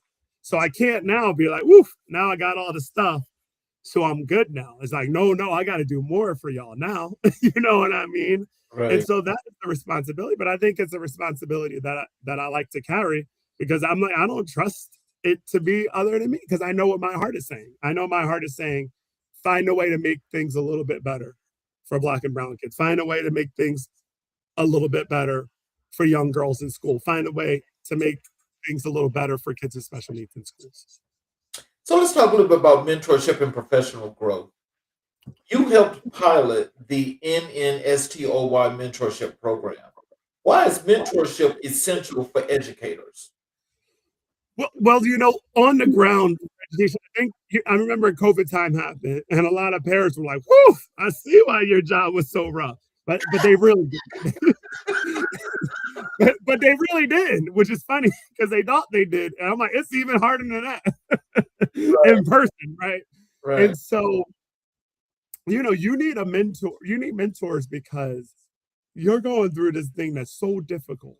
Yet, your mistakes could potentially derail a kid, right? We talked earlier about the bias that people might have, and I talked about like, some teachers might not be given academic rigor to Black and brown kids because they think certain things or whatever it is. So that's how important your job is. And then when you come into it, you know it's that important, and you can't do it that well yet. And so a person who is there, who is saying, okay, this is how you get through it, it's just invaluable. So doing that, I did it with the person, Rebecca Milwaukee, who was the National Teacher of the Year. I'm sorry, I forgot her year. But it was joyous work, because we all, we sat down, we found educators from around the country to go and be mentors for other people for and the company is NSTOY, the National Network of State Teachers of the Year. But that kind of thing is invaluable. But you know, back on my campus level, just to have a teacher be like, what am I supposed to be doing? It's so hard. You come in with these ideas and kids wreck that idea. You know, it's like that Mike Tyson thing. Everybody has a plan until they get punched in the face. We get metaphorically punched in the face when we start this job.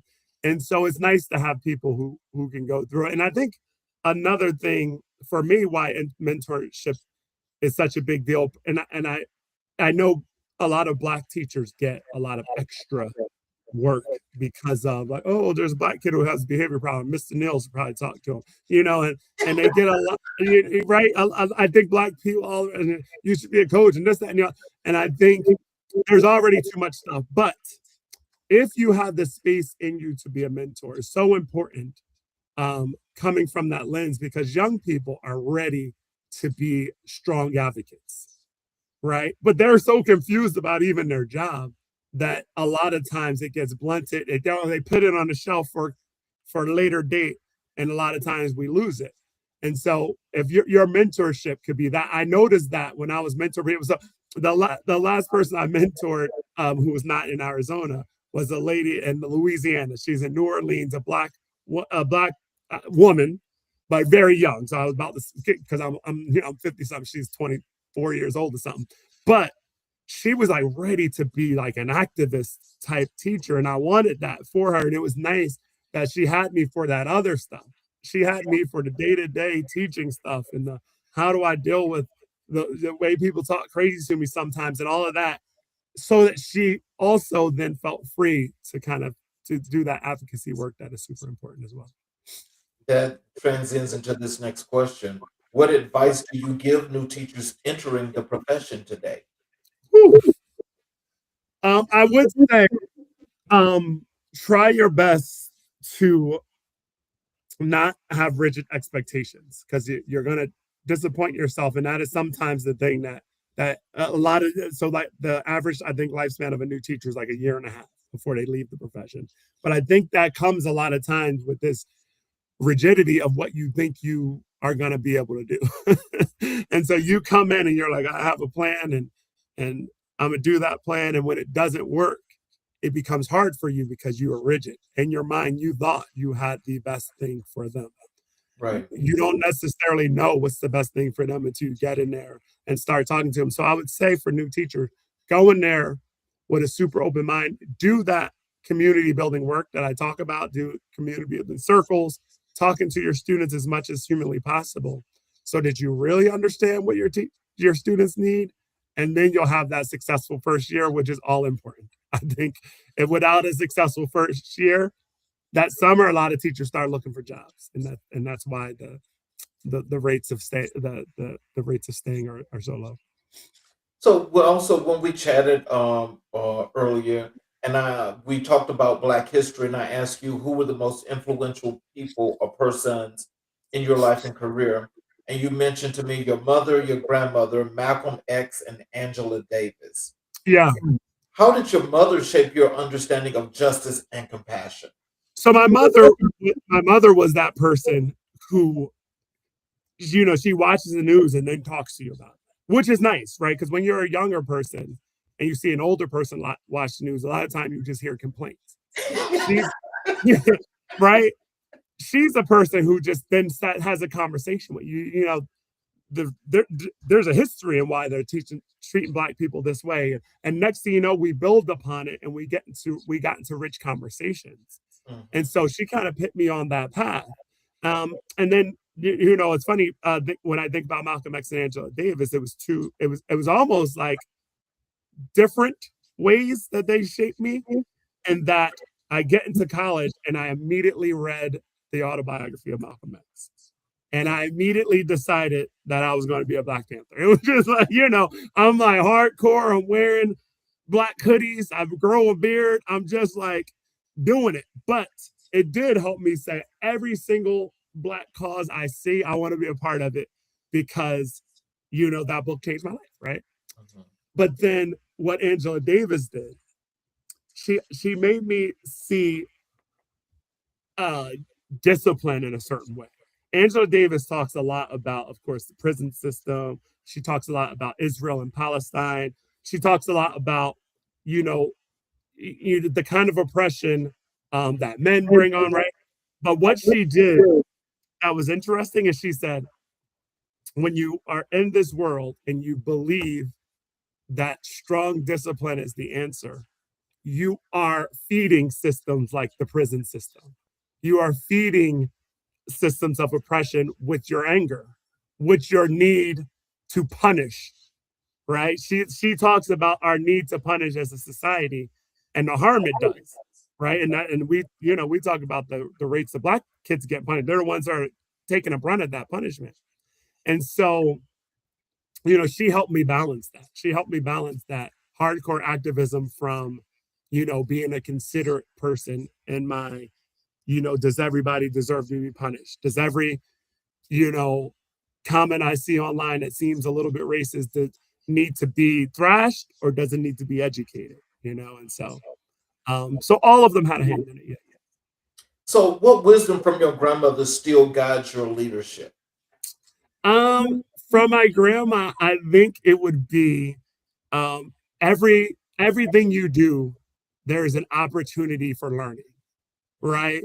Like because we were watching soap operas and she was teaching me. You know, like you think about a mindless activity. You would think, oh, throw on a soap. It's on every day. They've been doing it for years. Mm-hmm. Like, how is that something you can learn something from? You know, half the time people are barely watching when they're, you know, you're on your phone, you're doing things. I mean, not back then, but you know, so she showed me that it's like it's not just sit in a desk in a classroom. That is the only way you can learn. You can figure out ways to learn that are fun things, that are things you already do, right? Um, and that was invaluable for me thinking outside of the box, which is what I have to do a lot. Yeah, teaching kids with special needs. So she kind of probably the biggest reason of success with teaching this population. You know. So let's talk about your vision, legacy, and the future. What does the future of education look like through your eyes? Oof. Well, I'm a little scared. I can't lie. I'm a little scared. You know, I wish I could say because I want it to be what I want it to be. I can say it, but it's not what I think. You want me to tell you what I think it's going to be? I can say what I want it to be, but what I think it's going to be. So what I think is going to happen, what I think is going to happen, is, you know, our kind of our traditional public school system is kind of going to continue failing. I do think that, sadly, whether it be just because of folks at DC, communities at large. And so I think we're going to have to reinvent the system. I'm a little worried that our reinvention is going to be with things like AI tools and things like that. Not that I think AI should be completely scrapped. That's another conversation for another day. But I do think it's going to be reimagined. And sadly, I do think it's going to be reimagined in a more automated way. I do. Well, you know something? I think as I asked you this question before about us starting our own system, I honestly think that, you know, as long as we've got people like yourself, or we've got people like Troy that's doing the things that you guys are doing, I am 5,000% sure that within this system, if we just had the belief and we had the understanding of what we were doing, we can actually put together a system within this system and we can totally knock this crap that they're doing, we can knock it out the way. But the thing is, we have to make sure that we have the trusted people that look like you and I, that's not playing gatekeeper and playing saboteur. That's the issue.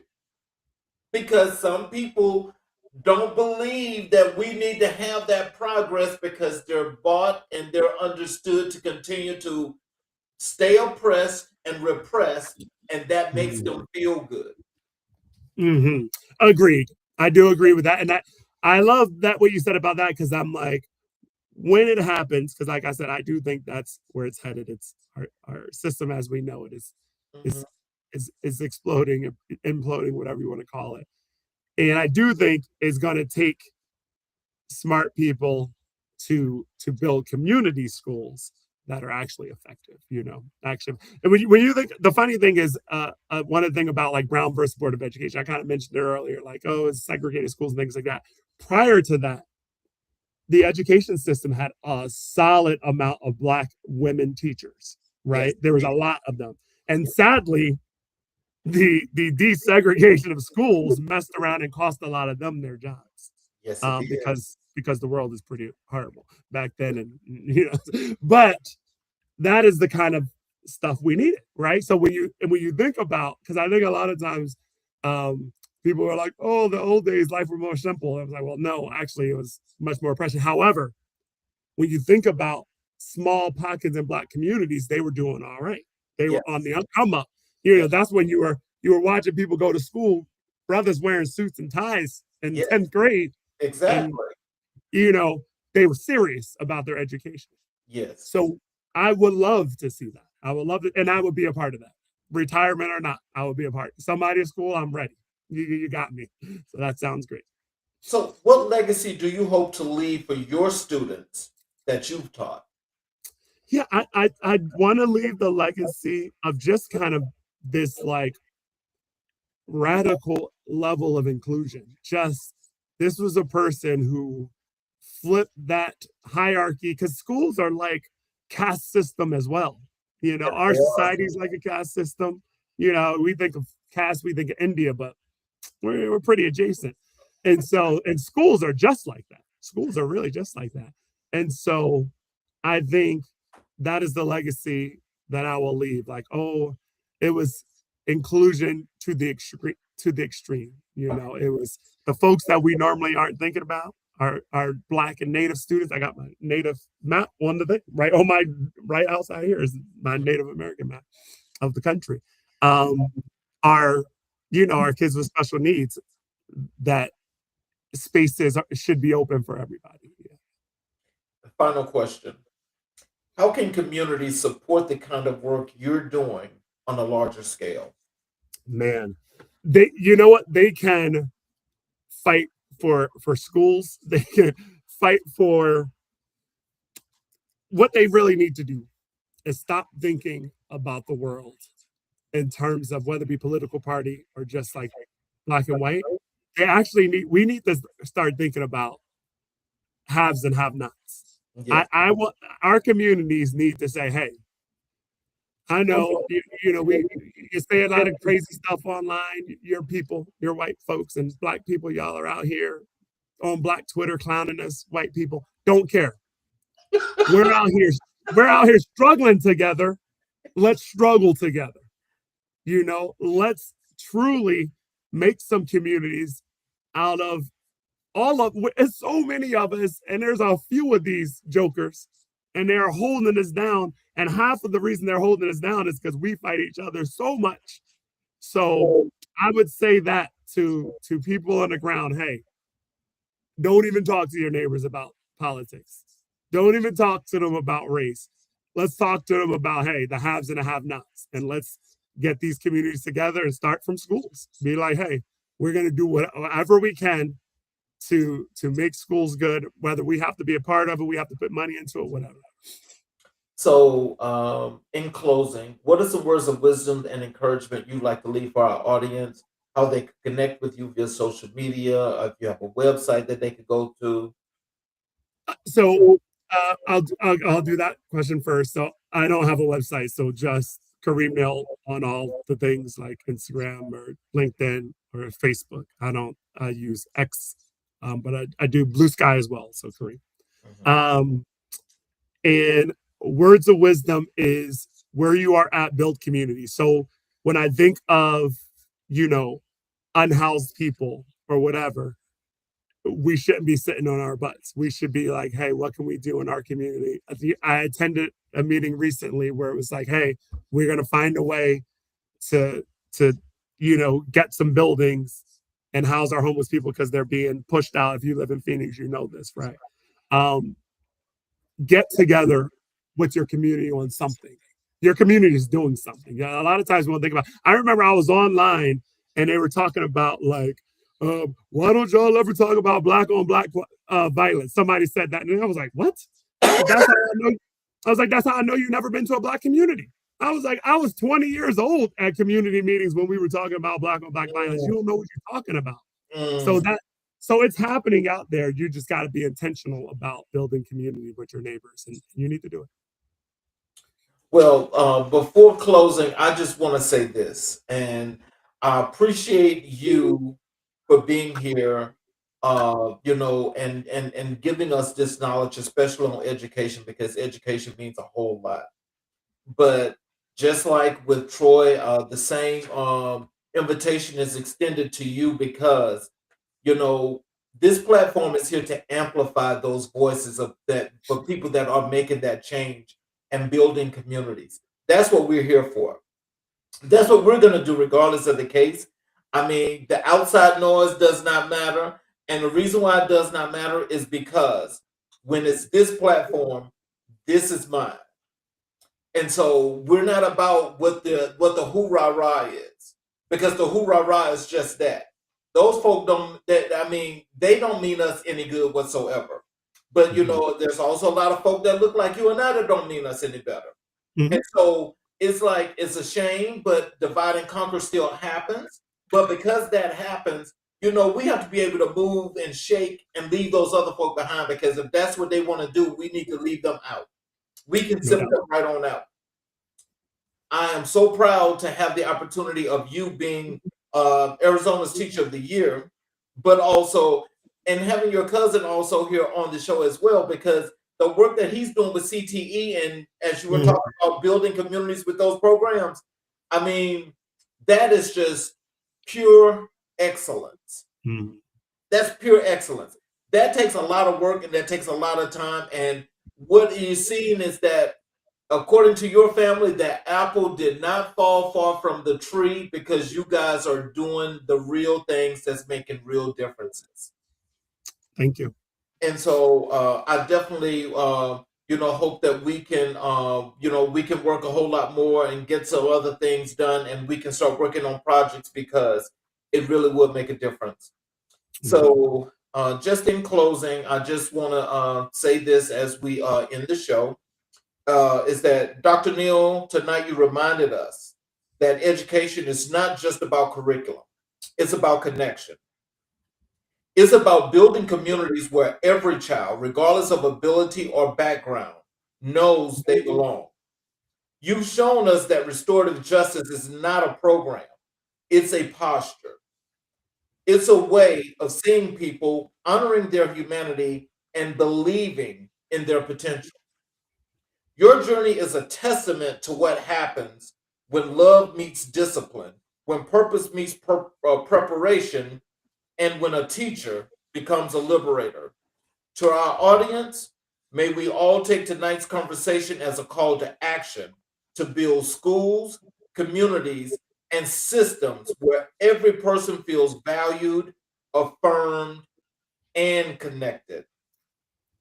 For all of you that are watching the show, especially on our YouTube channels, if you have not yet subscribed and enabled all notifications, I would ask you to please support us by subscribing to our channel, enable all notifications, and every time we have a show this season here, especially Monday through Friday, you will be able to get every show live at 6 p.m. Eastern Standard Time. That includes our new segment tomorrow, which is Final Word Friday.